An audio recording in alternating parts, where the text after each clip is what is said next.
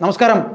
എം.ആർ. അജിത് കുമാറിനെ DGP ആക്കിയതിലൂടെ LDF മുന്നണിയിലെ CPM എന്ന വലിയേട്ടൻ CPIക്കിട്ട് കരണത്ത് കൊടുത്ത ഒരു തല്ലായി പോയില്ലേ എന്ന് നമുക്ക് ചോദിക്കേണ്ടി വരും.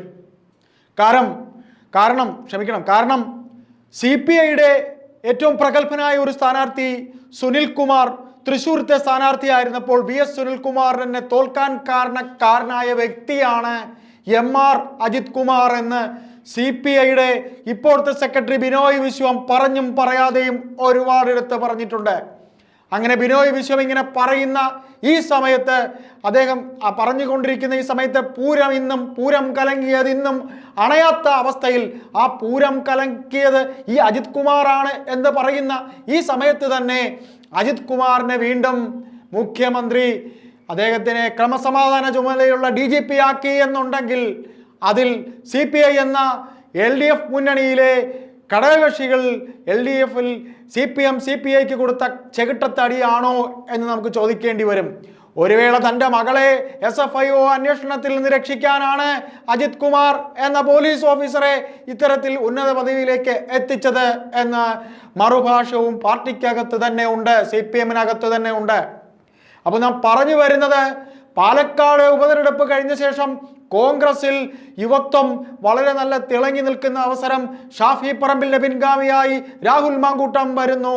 അപ്പോഴിതാ CPIയിലെ ഒരു കൂട്ടം ചെറുപ്പക്കാർ ഷാഫിയിലെ നേതൃത്വത്തെ കണ്ട് കോൺഗ്രസിലേക്ക് പോകാൻ ഒരുങ്ങുന്നു എന്ന് വാർത്ത. അതായത് പണ്ട് നമ്മുടെ നാട്ടുപുറത്തൊരു സംസാരം ഉണ്ടായിരുന്നു, CPI എന്ന് പറഞ്ഞാൽ തിരിച്ചിട്ടാൽ കോൺഗ്രസ് ആണ് എന്ന്. ഏതായാലും അങ്ങനെ കളിയാക്കുന്നതിലൊന്നും യാതൊരു അർത്ഥവുമില്ല. CPIയിലെ പാലക്കാട്ട് പട്ടാമ്പിയിലെ മുഹമ്മദ് മൊയ്സീൻ എന്ന CPIയുടെ യുവ MLA അടക്കം നിരവധി പേർ ഷാഫിയുമായി വളരെ അടുപ്പത്തിലാണ്. ഷാഫിയിലൂടെ അവരെല്ലാം CPI വിട്ട് കോൺഗ്രസിലേക്ക് പോകും എന്നൊരു വാർത്ത കേൾക്കുന്നു. ഇതിൽ അതിശയിക്കേണ്ട കാര്യമില്ല. ഇവിടെ തോമസ് ഐസക് എന്ന നേതാവ് ആലപ്പുഴയിൽ തന്റെ സ്വന്തം പാർട്ടിയിലെ ചവിട്ടിക്കുത്ത് സഹിക്കാൻ വയ്യാതെ അദ്ദേഹം ഈ പാർട്ടിയുമായി, അദ്ദേഹം CC മെമ്പറാണ്, അദ്ദേഹം പോലും ഈ പാർട്ടി വിട്ടു പോകാൻ ആഗ്രഹിക്കുന്നു. അതുപോലെ G സുധാകരൻ ആഗ്രഹിക്കുന്നു, പ്രതിഭാഹരി ആഗ്രഹിക്കുന്നു, CS സുജാത ആഗ്രഹിക്കുന്നു.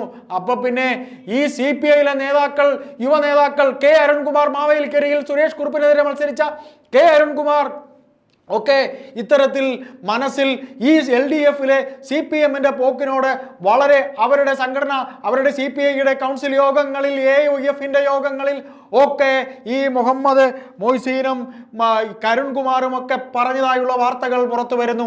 പണ്ടത്തെ പോലെയല്ല, CPM എന്ന വലിയേട്ടനെ അത്ര കണ്ട് CPI ഭയക്കുന്നൊന്നുമില്ല.